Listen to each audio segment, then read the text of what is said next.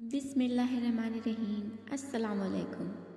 आज की वीडियो में हम बताएंगे कि हज़रत राबिया बसरी कौन थी। तो वीडियो शुरू करते हैं। हज़रत राबिया बसरी ने तमाम उम्र शादी के बग़ैर गुजारी।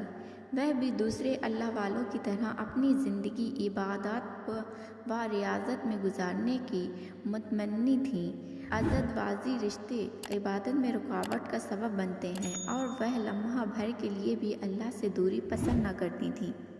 राबिया बसरी से अल्लाह ताला ने ऐसी ऐसी करामातें ज़ाहिर करवाईं जो बहुत कम औलियाए किराम को नसीब हुईं।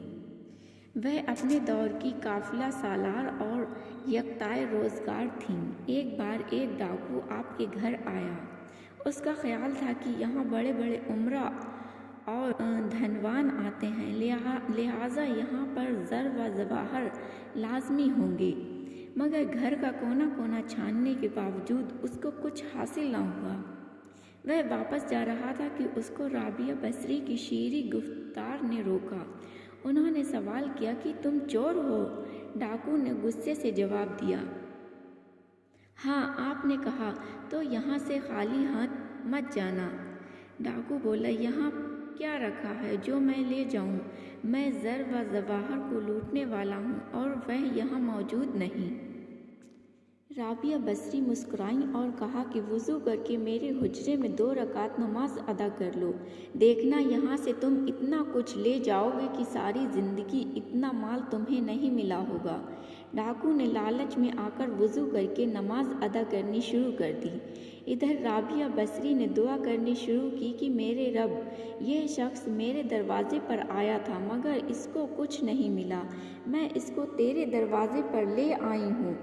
उधर डाकू ने नमाज अदा करनी शुरू की। उसको इतना सुरूर मिला कि उसने 2 रकात नमाज के बाद मज़ीद 2 रकात पढ़ी, फिर मज़ीद 2 रकात पढ़ी, यहाँ तक कि वह सारी रात इबादत में मशगूल रहा।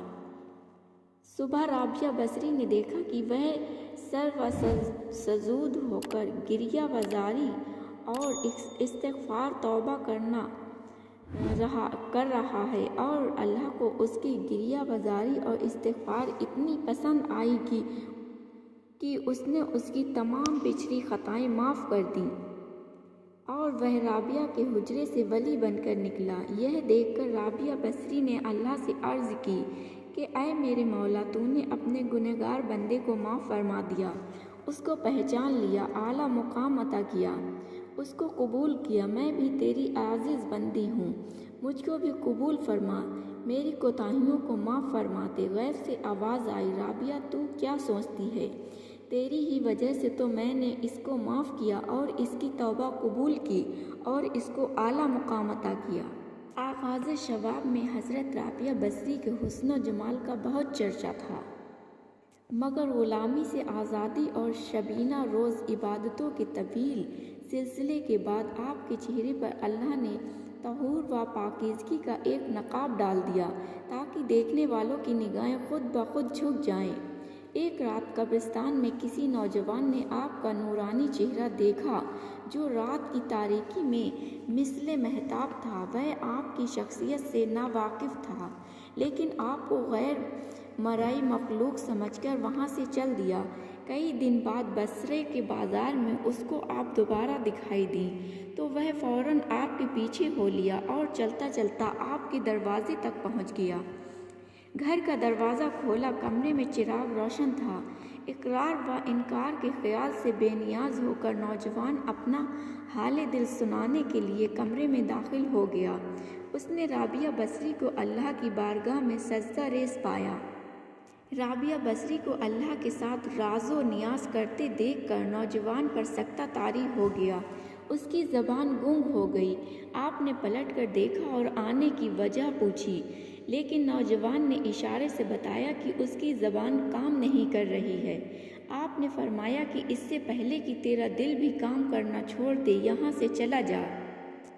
उसने आँखों से इल्तिजा की कि मेरी बोलने की ताकत लौटा दी जाए, मगर आपने फरमाया, अगर तू मेरे साथ कोई ज़्यादती करता तो मैं तुझे माफ़ कर देती। मैं अल्लाह की आबिद हूँ, मेरा मामला अल्लाह के साथ है। تجھے معافی مانگنی ہے تو اللہ سے مانگ۔ یہ کہہ کر آپ دوبارہ سجدے میں گر گئیں۔ وہ نوجوان بھی سجدہ ریز ہو کر استغفار کرنے لگا۔ طویل گریہ وزاری کے بعد اللہ نے اس کی زبان واپس لوٹا دی، مگر وہ توبہ کا ہی ورد کرتا رہا۔ بصرے کے بازار برسوں اس مجذوب کے نعروں سے گونجتے رہے۔ وہ سردی گرمی میں دیوانہ وار استغفار کے نعرے لگاتا رہا اور بصرہ کا پورا شہر اس کے فلک شگاف نعروں سے گونج اٹھا۔ آخر ایک دن خاموشی ہو گئی۔